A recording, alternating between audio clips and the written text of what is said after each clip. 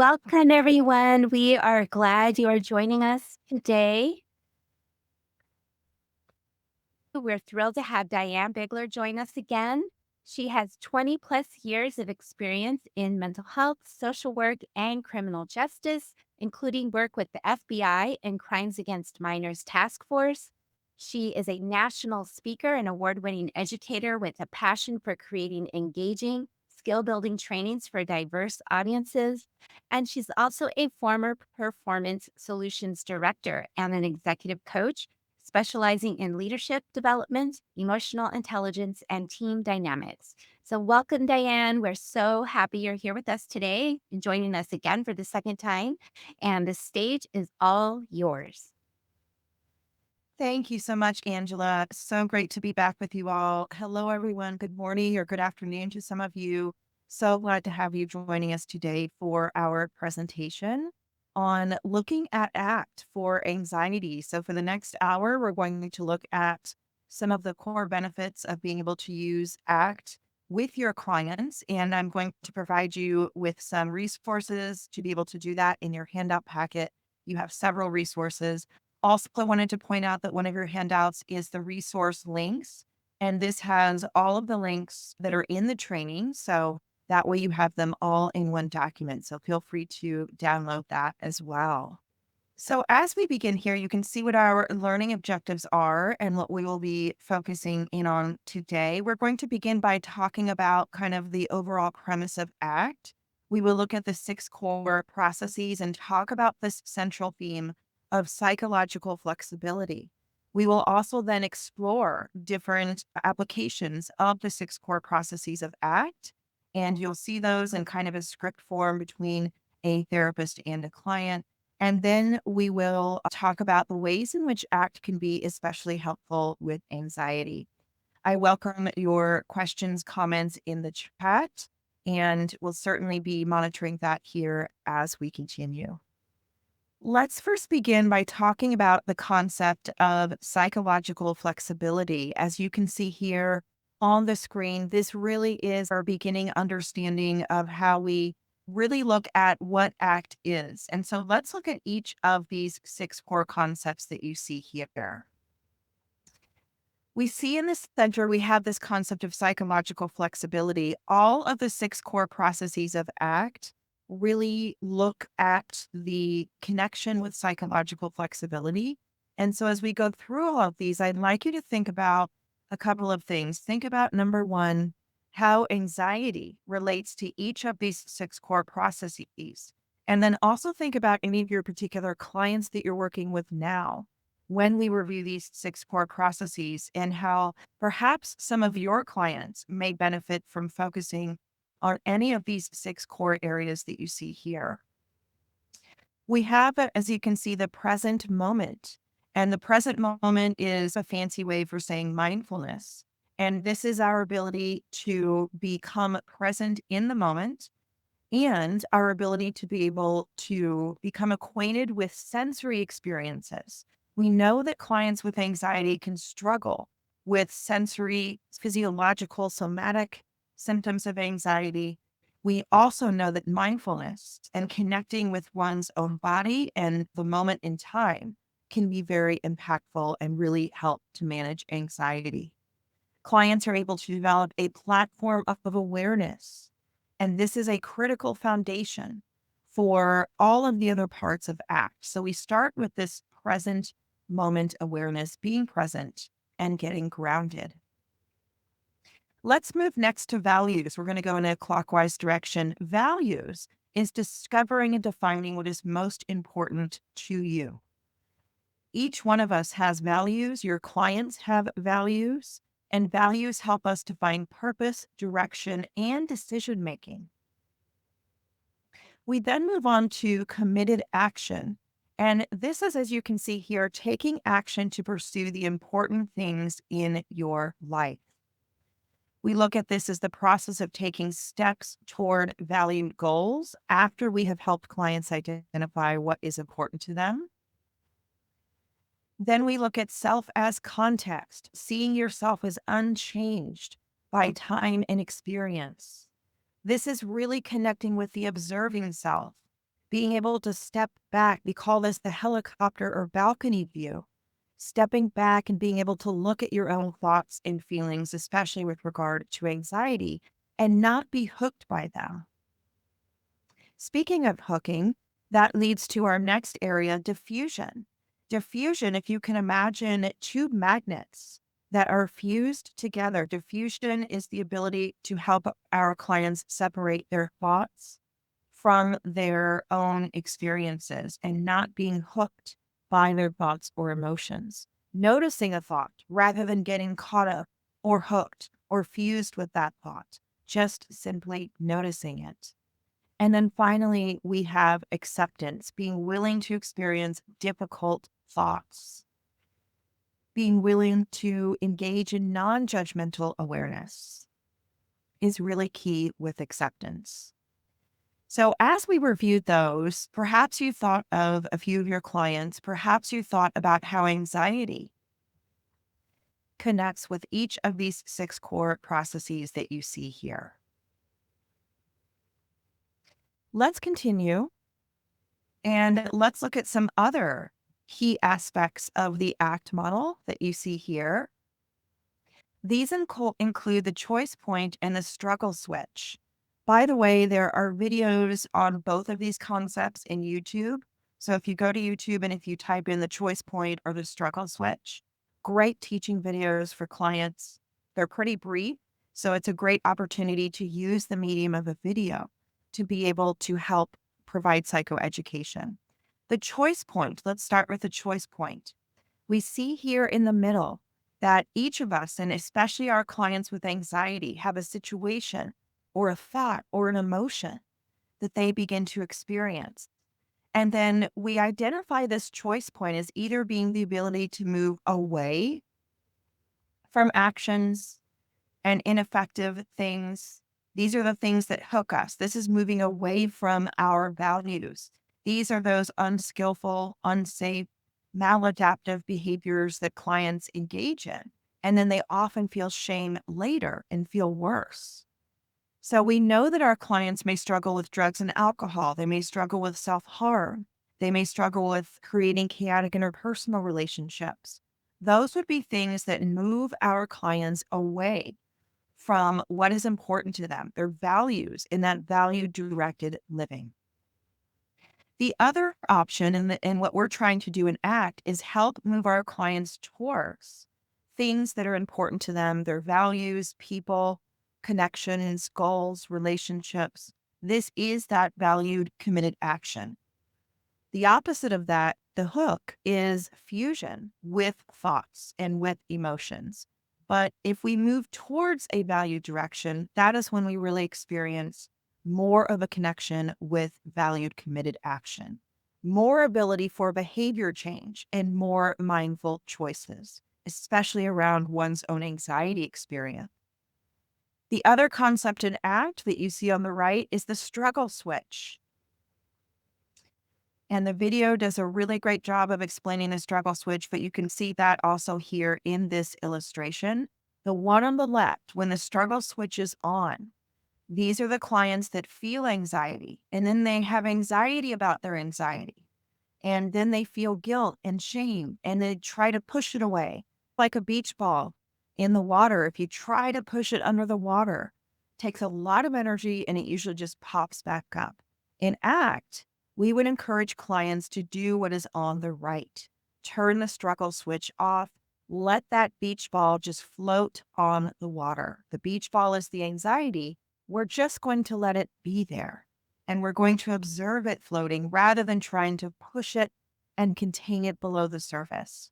The premise in ACT is that the more that clients, especially with anxiety and depression and trauma, struggle with that anxiety and perceive that anxiety as being something they're really struggling with, and this is horrible and I have to get rid of it, the more likely they are to feel more intense and ongoing anxiety. So part of what we do in ACT, looking at those six core processes, is really help clients begin to experiment with the skill of turning the struggle switch off. These are two great concepts that you can also introduce to your clients that have anxiety.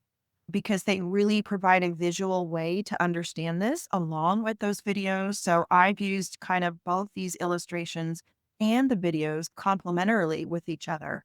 And clients really appreciate receiving psychoeducation in that format rather than me just talking for 10 minutes about the concept of what we do in ACT. So I really enjoy the videos, and my clients do as well.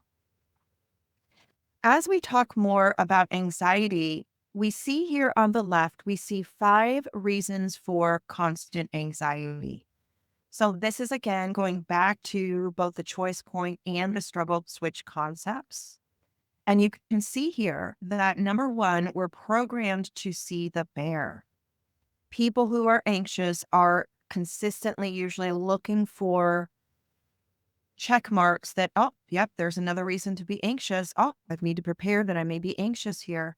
And so that is how their cognitive state often becomes programmed. We also have the double-edged sword. And this is a concept as well of that struggle switch is the more that we struggle with anxiety, the more that we perseverate on our own anxiety, the worse our anxiety becomes. Media and social media for some of your clients, especially our youth clients, but even adult clients, may struggle with social media. We have studies now that show that the longer time that people spend on social media, the more anxiety and depression they experience. Uncertainty, ambiguity, not knowing the future, not knowing if something's going to work out, not knowing if we're going to get a deadly disease, not knowing if our partner's going to leave us, not knowing what we're going to be encountering or what this experience might be for us in the future or in a particular situation. And then number 5, as we just talked about, that beach ball metaphor is a great example of if we try to control our anxiety more, oftentimes that leads to more frustration, more anxiety, and we become more fatigued. And then we don't have as much energy to be able to engage in that committed action. I'll talk more about metaphors later, but metaphors are a really significant part of the ACT model. And I love metaphors. Metaphors are a great way to be able to convey concepts.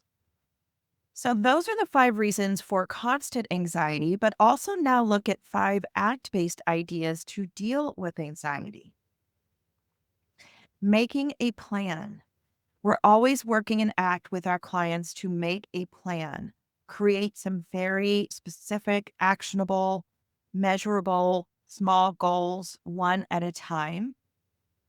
Dropping the rope. There's a great exercise that you can do with your clients. All you need is a rope. You can get that at a hardware store, 3 to 4 feet of any kind of rope. Have your client hold on to one end of the rope. You hold on to the other end. And then the client is going to be standing and the client is going to be representing themselves. You are going to be representing one of your client's negative automatic anxious thoughts.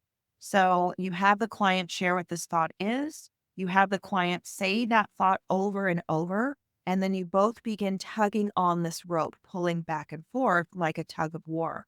This represents the client wrestling with, fighting with, getting hooked and fused with those thoughts, arguing with those thoughts. And so we want to do that tug of war. And then we instruct the client to drop their end of the rope. Just drop it. I'm still there representing the thought. I'm still holding on to my end of the rope. But now the client is making a choice to go into more of a value direction and to not be hooked by these anxious thoughts. I'm still there as that anxious thought. I have not disappeared. But now the client is in more control and the client has more ownership of this relationship with this anxious thought. The client can see the thought. The client may still be able to hear the thought, but the client has made the choice to disengage from the thought and just engage in the observing self. Oh, I see you there. Thought of worthlessness or thought of awfulness. I see you here. I see that you are present. Now that I'm not tugging war anymore with this thought, I am now free to go live in my valued direction. When I'm tugging on the rope, I don't have the energy or the ability or the mindfulness to focus on things that are important in my life or may help me move away from my anxiety. But when I let go of the rope, then I have the ability to turn more into my valued direction. Pivot to what matters. And this is as a result of dropping the rope, the client is then able to pivot into what matters. Practicing self compassion. Dr. Kristen Neff, selfcompassion.org. Wonderful website, free audio scripts, free written worksheets to download. Lots of great opportunities to use the tools and resources on her website and look at the research around self compassion and its connection with anxiety and anxiety management. And then finally, we see again this kind of theme, one of those themes of ACT, committing to new ideas and actions. So I'm curious from those of you in the audience, when you look at these 5 reasons for anxiety and 5 ACT-based ideas to deal with anxiety, and now that we've also talked about the struggle switch and the choice point, do you have clients where this is relevant, where you see that clients do get caught up with their own struggle switch being on, where they're just in this constant kind of tornado with their own anxious thoughts and feelings? Feel free to share in the chat what have been your experiences working with clients now that we've talked about the choice point and the struggle switch and how people can get caught up in anxiety. Thank you, Jolena. You said absolutely yes. One of the things I always encourage clinicians is before you launch into interventions with clients, make sure that you've done an appropriate period of psychoeducation and that your client has an idea of the nature of anxiety and the patterns that they have found themselves in before we launch into the intervention. So this part right here that we're talking about, these core concepts, the struggle switch, reasons for constant anxiety, and really helping clients understand their own anxiety profile and experience is the first step in ACT. Thank you all for your comments here. Thank you, Raymond. And clients will say, that won't work for me. And then what we can do with that, Raymond, is we can bring in some CBT and we can actually CBT that thought. Let's evaluate that thought, client, and let's actually check the facts on that. And let's see if you know for a fact that it won't help you even before you have tried it. Okay. So that may be one way that we can help clients overcome that immediate kind of dismissal of strategies, interventions, trying things. We also know that we need to let clients know that the more that they position themselves in a position of inaction and not being willing to experiment and not being willing to try, the more their anxiety is going to be taking up residence within their life. The more they're willing to commit to new ideas and actions, the more they're willing to look at how their anxiety gets in the way of their values and of their goals, the more that they will be able to perhaps experience a different relationship with their anxiety. Cindy, yes, anxiety late at night, young adult. Guadalupe, children of learning disabilities. They can't believe they can learn. So empowering people that may have learning disabilities, how might we be able to use things such as a video? People with a learning disability may be able to relate more to a video, concepts in a video, than if somebody's just sharing concepts. And so how can we adjust things and adapt things so that they do become teachable to all different types of clients? Thank you, Melissa. And then Mike, clients getting ready to be released back out into the community after years of incarceration. Yes, definitely a transition there and certainly anxiety. So how might ACT be helpful in helping newly released individuals reintegrate back into society?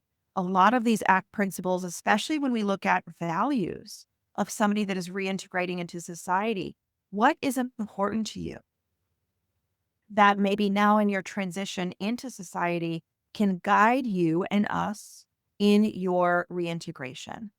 Pamela, yes, let me put the author in the chat. It's Dr. Kristen Neff, and you can find her website at selfcompassion.org. So I consider myself an eclectic practitioner. I really value all of our modalities. I have my preferences and ones that I tend to go to more, but I really appreciate the value of all of our different modalities. I believe that they have all have a seat at the table.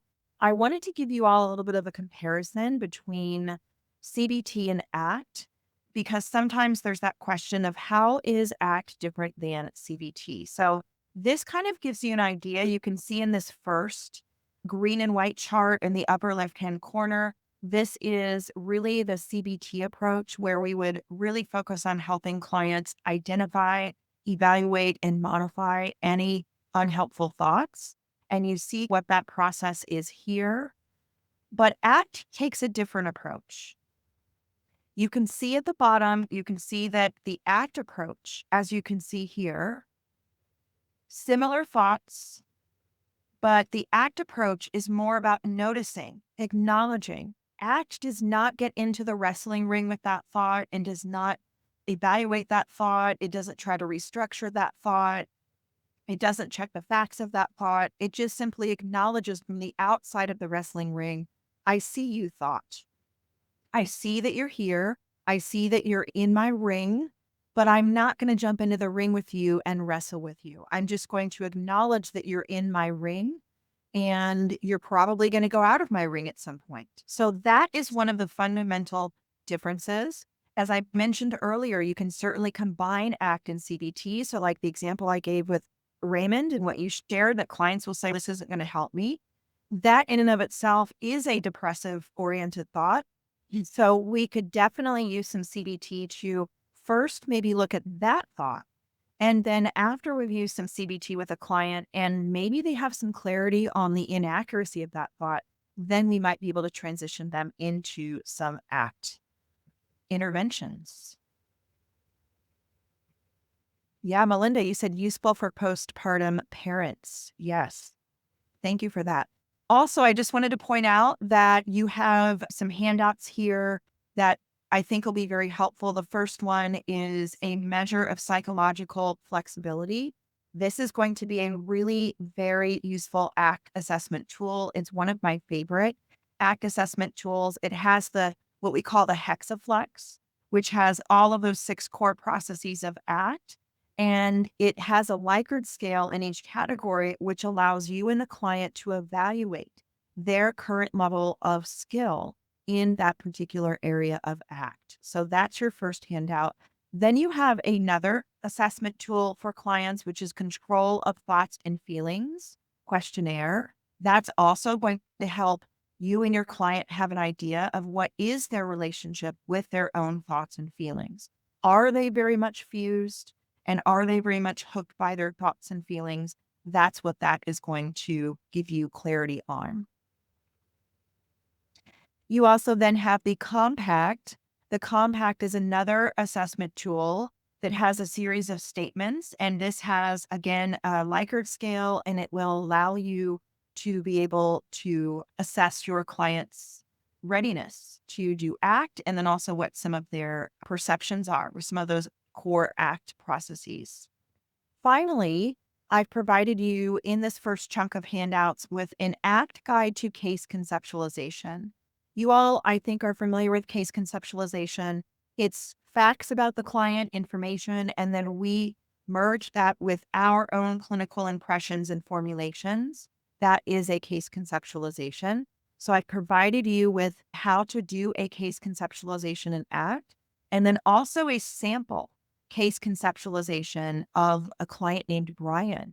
So you have an idea of how we would write a case conceptualization from the ACT model kind of framework. So Carissa, you will find the handouts on the handouts tab at the top. You'll see chat, Q&A, polls, and then handouts. And that's where you'll find all of the course materials.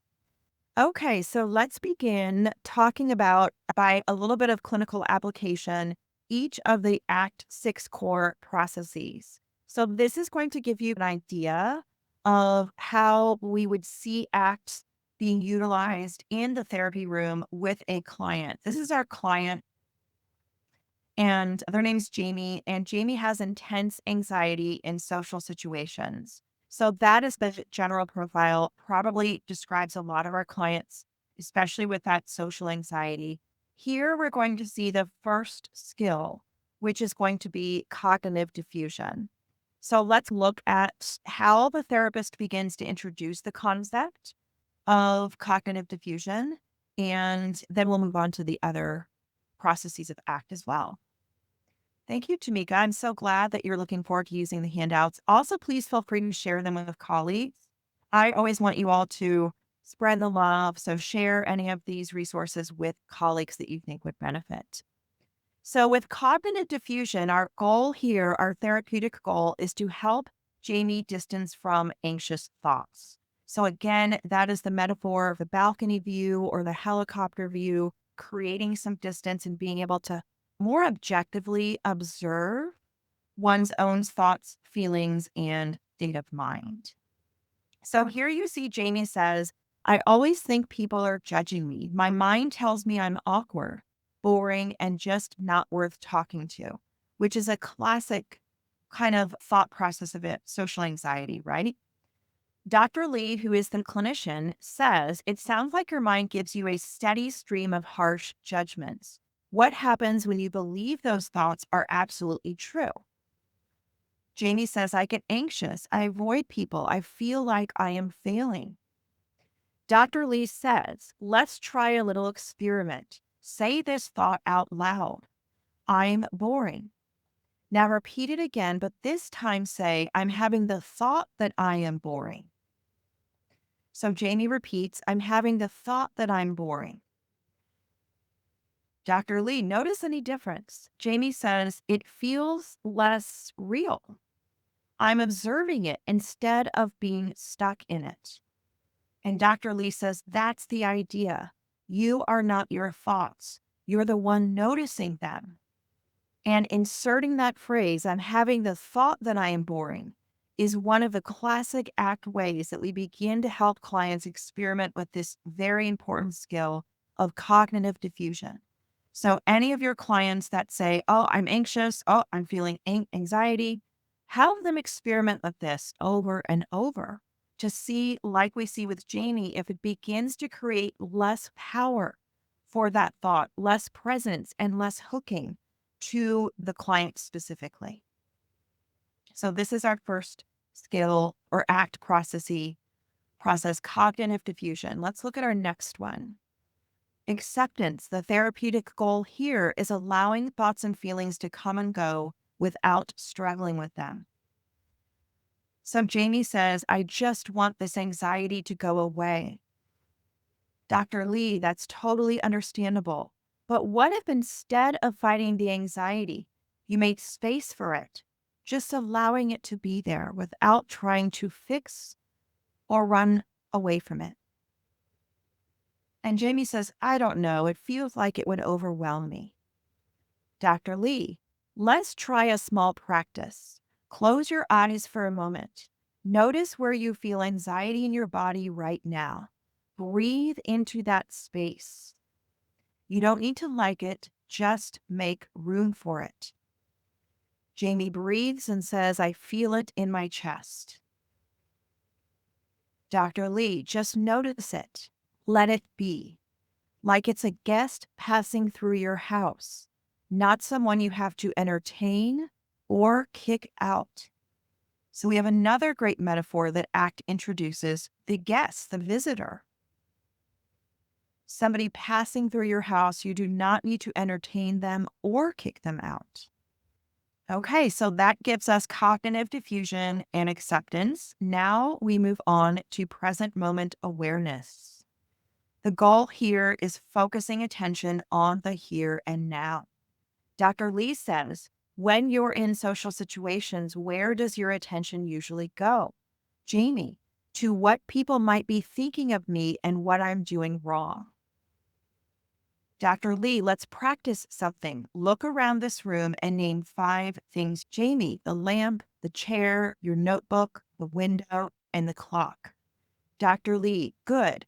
That's grounding in the present.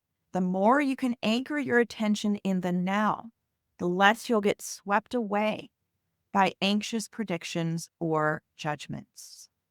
Now we move to self as context. This is cultivating the observing self. So now Dr. Lee says, and keep in mind that this is likely happening over several sessions. These are not all happening at the same time in one session typically. So we're looking at this being more of a kind of steady, ongoing process. Just wanted to mention that. Here we're going to be cultivating the observing self. Dr. Lee says, imagine there's a part of you that watches your experiences, your thoughts, feelings, even your anxiety, but isn't caught up in them, like a sky watching the weather. Jamie says, so the part of me that's noticing I'm anxious? Dr. Lee, exactly. That part of you is always there, unchanging. Your thoughts and feelings shift, but the observer, who is you, remains steady. Let's try and exercise to connect with that observing self. And then there's a variety of different ACT exercises you could go more specifically into to help Jamie connect with his observing self. And so that quote or that kind of perspective that the weather, there's a Buddhist monk, I'm going to put her name into the chat. I love her work. Pema Chodron, she's written some wonderful books. The Places That Scare You and When Everything Falls Apart are two of her amazing books. She has a quote that says, I am the sky, everything else is just weather. So very much is speaking to what Dr. Lee is saying here in this concept of self as context. Now we move on to values. And so this is really here the goal is to clarify what matters deeply to Jamie. So Dr. Lee says, despite the anxiety, what kind of person do you want to be in your relationships? Jamie says, I want to be open, supportive, present, someone people can rely on. Dr. Lee, beautiful. So connecting with others really matters to you. And Jamie says, yeah, even though it terrifies me. And Dr. Lee says, that's the paradox. Anxiety shows up because it matters. If connection wasn't important, you wouldn't feel this fear. And then we could go into more values work with Jamie, right? We could continue the discussion, the theme of clarifying what matters deeply to Jamie. And there could be many other ACT exercises we do, but this gives you that general understanding. And then finally, our last one is committed action. The therapeutic goal here is taking steps guided by values, even in the presence of discomfort. Dr. Lee, based on your values, what's one small step you could take this week that moves you toward connection, even if anxiety tags along? Jamie, maybe I could text my coworker and ask if they want to grab coffee. Dr. Lee, that sounds like a meaningful step, not about getting rid of anxiety, but choosing to act in service of connection with anxiety in your pocket. Jamie, I can try. It still scares me, but I guess I can bring the fear along. And Dr. Lee, that's courage, doing what matters even with discomfort. So think about your clients right now. How can you help any one of your clients to help them do what matters even with discomfort? Really key skill with anxiety, with depression, even with trauma, we could say. But how can we help clients do what matters to them, not to their family, not to you, not to society, but what matters to them, even with discomfort? Carissa, is there a hard and fast rule on the order of these skills being used? Typically, you'll find in ACT, we generally start with acceptance and present moment. Those are usually the great starting points because the rest of the skills flow from there. Kind of like in DBT, we start with the core skill of mindfulness. As Marsha Linehan has said, mindfulness is the core foundation of all things DBT. Everything else flows from mindfulness in DBT, and the same could really be said in ACT. So I like to start with acceptance, present moment awareness, because they're connected with each other. And then we can begin to move on to values. That's usually a kind of the third good area to move into. And then we can move into the others, self as context, cognitive diffusion. Those can come later. But I would start with present moment awareness and acceptance, and also values as those first three initial skills or processes, as ACT says. Good question. Okay, so let's do a little bit of an experiential exercise. You have a copy of this in your handout packet. I invite you to get comfortable. Feel free to take a few deep breaths. The name of this exercise is Name the Story. And before we do the exercise, you can see on the screen here what are the benefits of us using ACT on ourselves. Just as when I was in my DBT training, it was really like drilled into us that in order to be a very authentic and well-received DBT therapist, that the DBT therapist needs to consistently also in their own life be using the DBT skills, which I still do to this day, and I'm no longer a DBT therapist. Congruence and being able to engage with the model that we are offering clients can be very valuable and can also help a clinician have more of a connection to a model if they can apply it in their own life. So here's the exercise, Name the Story. The purpose of this is to help therapists develop awareness of unhelpful thought patterns and reduce these thought patterns' influence, especially in the context of clinical work. The objective is to practice diffusion from common self-judgments or our own internal narratives that can arise in clinical practice. I'm not doing enough for my clients, or I'm not a good enough therapist. So the first thing I'd like you to do is identify a hooking thought. So think and bring to mind a recent challenging therapy session.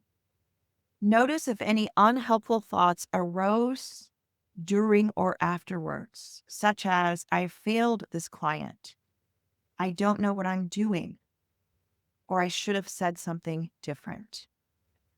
Write one of those thoughts down. The second step is to give the thought a name. This is where you are encouraged to step back and observe. So this is going to be the observing self. Observe the thought and ask yourself, what kind of story is this? Maybe the name of the story is the inadequate therapist, or the imposter, or the perfectionist narrative. Go ahead and label your story gently. The next thing that we do in the exercise, and this may seem silly, but it actually works, is say the thought in a silly voice or repeat it aloud over and over. So I'll let you all decide on your end if you want to say the thought in a silly voice, or you want to repeat it aloud, or you can say it in a silly voice and repeat it aloud. This helps loosen the grip of the thought. You can say it in a cartoon voice or repeat it rapidly for 30 seconds until it becomes just sounds. So let's have a few seconds of silence. Say the thought in a silly voice and or repeat it over and over. The next step in the exercise is to write a willingness statement. Let me give you an example. I am noticing, and then the name of your story, I'm noticing the imposter story is appearing. I don't have to fight it or get rid of it. I'm willing to let it be here and still choose to show up for my clients in a way that matters. So think of or write a willingness statement. And then finally, reflect. What does it feel like to notice the story without buying into it? How does the emotional weight of your story begin to change? And what kind of therapist do you want to be even when this story shows up? And then any closing reflections. Yes, Tina. And you also have this handout that has the example. The example was of a willingness statement. I am noticing the imposter story, for example. I don't have time to fight it or get rid of it.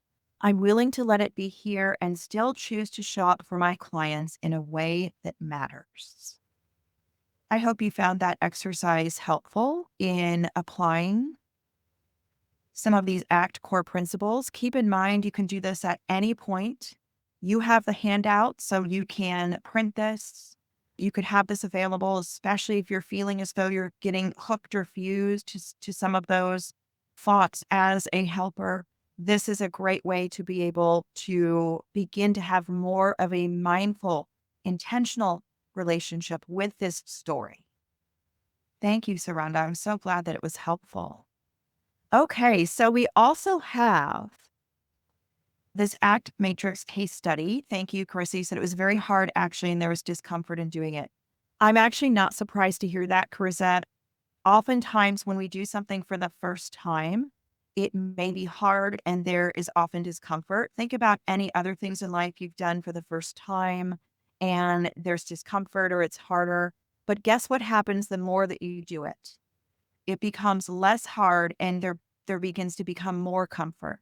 So my encouragement to you would be lean into that discomfort. And the more that you habituate into this exercise, the easier it will become and the less discomfort you will start to experience. Okay. Here we have a case study. This is Trudy. She is 36 years old. She's a single mom with two children, and she struggles with chronic anxiety related to fear of social situations, even though she does crave connections with friends and colleagues. She used to be in a hiking club and volunteer in her community, but quit both activities several years ago. Trudy experiences physical and cognitive symptoms of anxiety on a regular basis.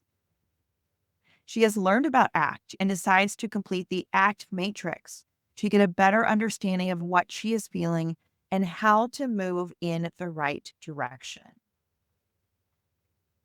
So let's take a look. As you can see here, this is what we call the ACT matrix. You can see in the middle, this middle point is noticing self as context. The arrows, the horizontal arrows that you see away and towards, away is moving away from your values. This would be that choice point, that left side we talked about earlier, moving away from your values and value directed living. The right area is going to be moving towards your values.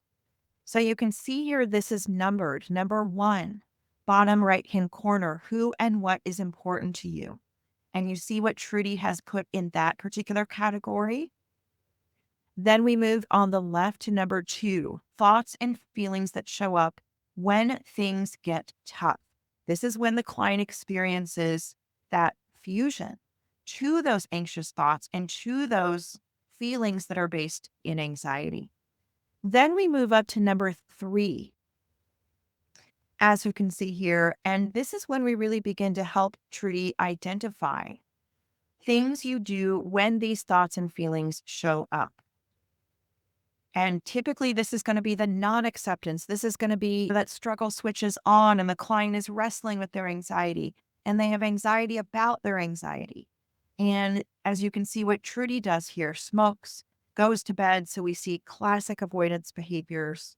And then we go to number 4, things you could do to get closer to the things that are important to you. This is how we begin to help Trudy identify committed action and moving more towards her values. Wonderful exercise. You can do this with teenagers. You can do this with adults.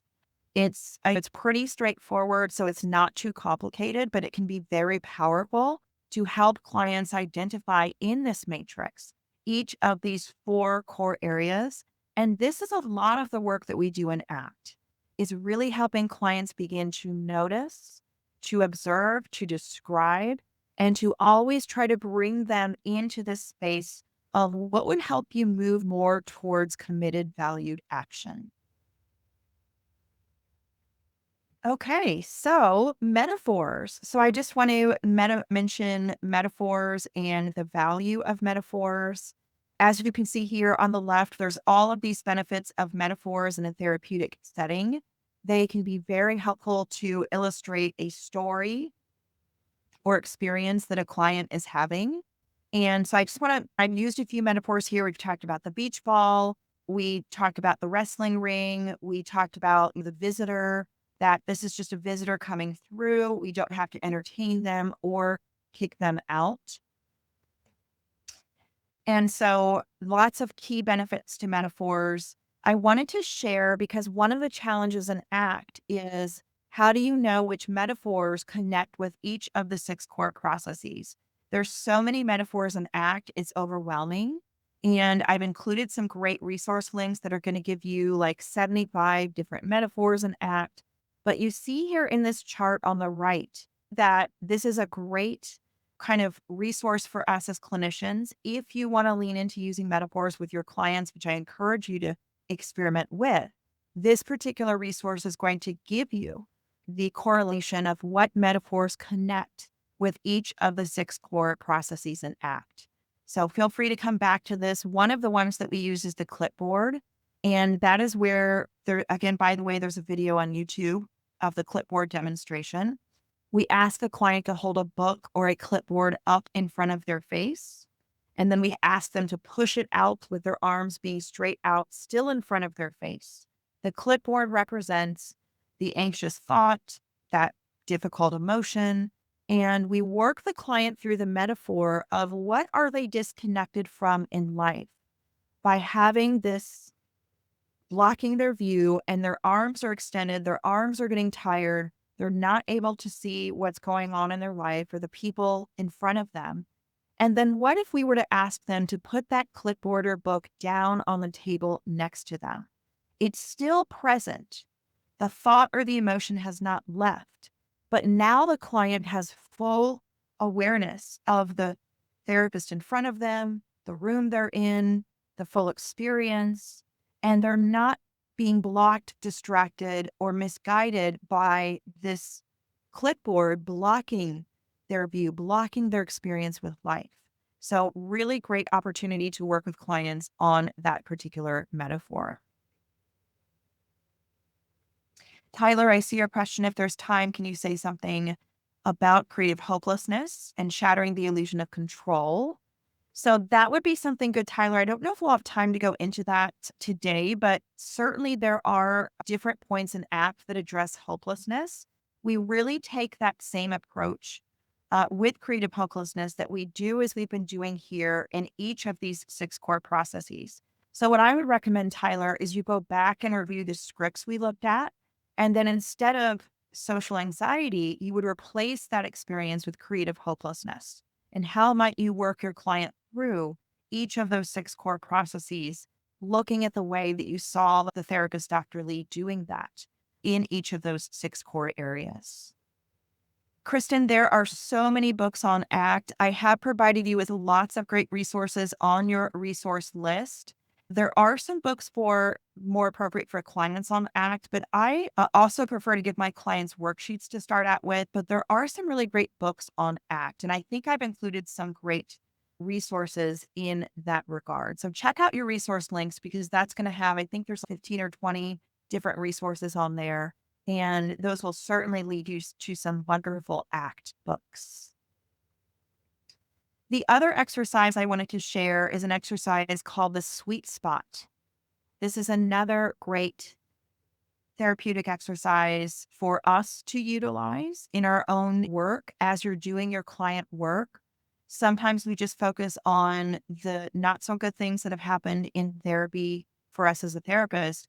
But the sweet spot exercise may be a way for us to be able to identify and connect with when there has been a moment that has been great, wonderful.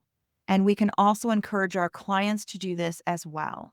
So, bringing to mind a memory that conveys some of the sweetness and richness of life, love, connection, pleasure, achievement. Have your client really bring that into their consciousness.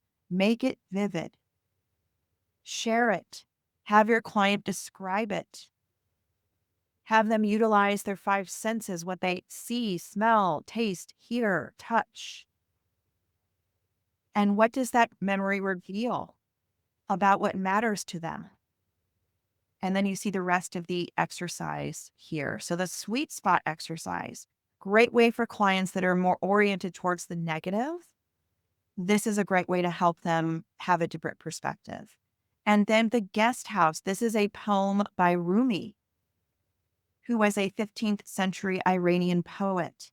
And this is a great metaphor for what we talked about earlier, the guest house, having these visitors come in, as Rumi says, sweep us in our home, come in with their despair and the depression and the anxiety. And so it's a great poem to introduce to clients. And then you have all of these additional worksheets, handouts that are really going to be great tools for you to begin to utilize with your clients, not just with anxiety, but also depression, trauma, substance use. I've also included an ACT 12 session outline so you can really see how a therapist would help a client move through ACT. Yeah, it's similar, Audra, the sweet spot exercise. Happy place is more specific to a place, but the sweet spot exercise, as you saw on that slide, could be connection, achievement. So the sweet spot exercise is a little broader. It's not to a specific place. It can be, but it also can be many other things as well. Okay, so an hour goes by very quickly, doesn't it? I hope that in this short hour, you all have a better understanding of the six core processes of ACT, and that you also now have some great clinical applications looking at Jamie and Dr. Lee's interaction with each of the six core processes. Also, looking at the importance of considering using the ACT matrix or being able to introduce your clients to really good psychoeducation points around the choice point, the struggle switch, and metaphors. So lots of different clinical opportunities you have to now take back into your practice. And don't forget, name the story for yourself as a clinician and leading into that exercise, even if it causes some discomfort, but being able to have that exercise as a way to reconnect with your own experiences as a helper. Thank you all so much for being here. I also have some online on demand courses if you're interested in any of these. Are all self-paced.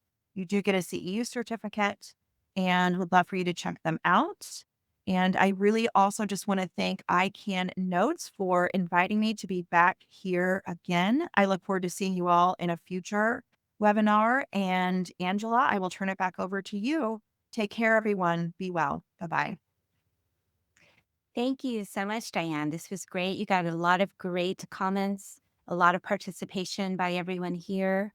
I do have Dr. October Boyles on the call as well. October, if you feel good about doing a quick demo since you're here. Okay. Awesome.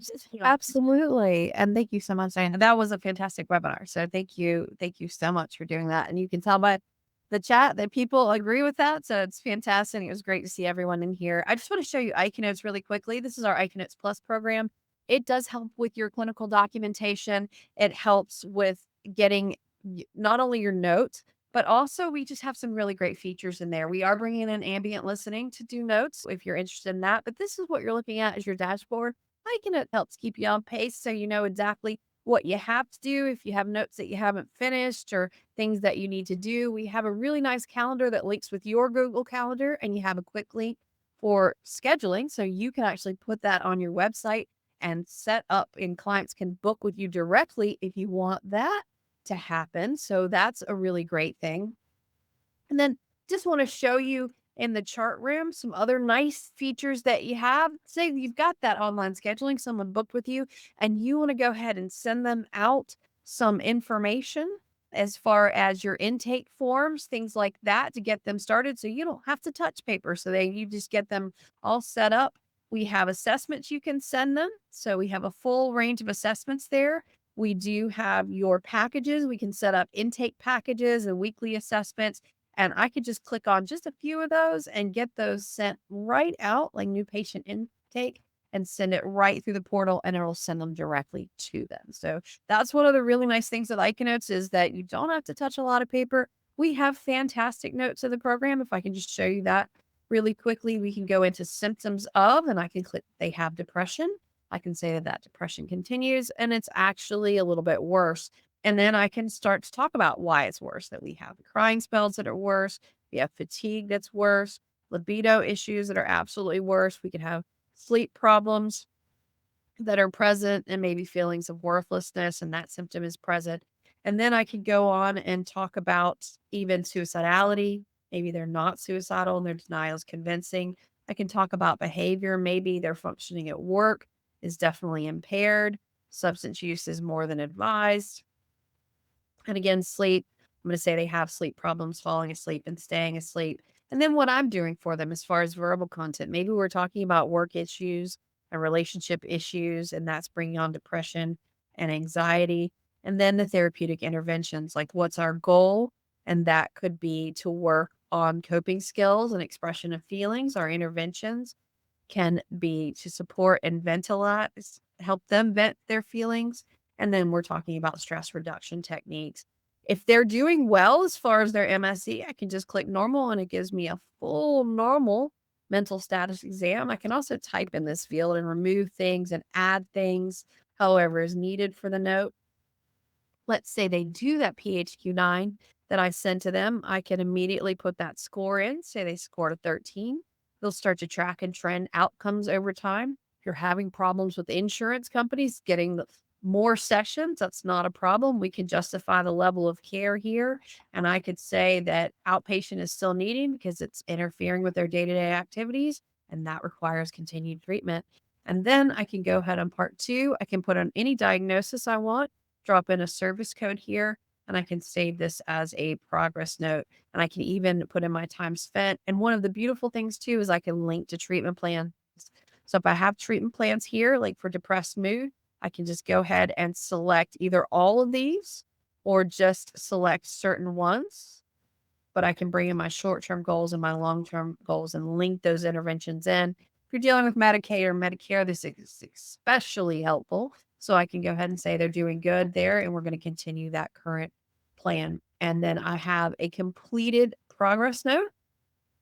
And so I'm able to put all of that in. And even again, my managed care authorizations, time spent, all of that, I can drop that in and really quickly, just showing you within a few minutes, I created a fantastically beautiful progress note. So it's really easy with ICANotes. I just save this as a progress note, link it to a managed care unit. You don't even have to have managed care units on there, but just some simple to create your notes and you have full control over them. So if you are interested in ICANotes, please let us know. We do a lot more things that I don't have time to show because I want to be cognizant of you guys' time. But thank you so much for joining us today. Thank you so much. Yes, Jace, great question. Excellent question. You absolutely can add your own phrases. I'll roll into a note really quickly here. Let's just go. We also have SOAP notes, but in progress notes, one of the really great things is you're able to move around the buttons. So let's say, let's go into a client has symptoms of, and maybe I don't deal with DSED. I don't see children. So I'm going to remove that. You can absolutely remove those. And then if I go to client has symptoms of and I want to put in anger or anxiety and I want to add phrases, you can absolutely do that. So I can go in here and let's play around here for a minute. I just want to show you really quickly where I can add a custom button. I'm just going to call it the October button. October really quickly. I can save that in. You can put your phrase, multiple variations of it. It will randomize it. And when I hit save, you'll see here that there's October down at the bottom. And so when I click that, it will say October. And so you can put your own phrases in anywhere that you want. So you don't just have to use our phrases. And you can copy and paste. Absolutely. Super easy to copy and paste into another system. Absolutely. ICANotes Plus looks a little bit different. So this is the Plus version and this is the classic version. Listen, I grew up on classic, so I love the classic version. But the plus version has a lot more in it that you can do, like the linking to your calendar, sending things out directly from the portal. You can send out labs and get labs back in. So if you're dealing with that, but just a lot more features than the classic program has in the plus program. Absolutely. Absolutely. All right. Thank you so much for your time today, guys. And thank you for everything that you do. I know that you are all out there helping the world, and the world definitely needs more helpers right now. And it's not an easy job. So we so appreciate you, all the clinicians. Absolutely. So do something for self care today. Give yourself a round of applause, a pat on the back. But you absolutely did. Y'all have a fantastic and wonderful day. Thank you so much. Thank you. Bye bye.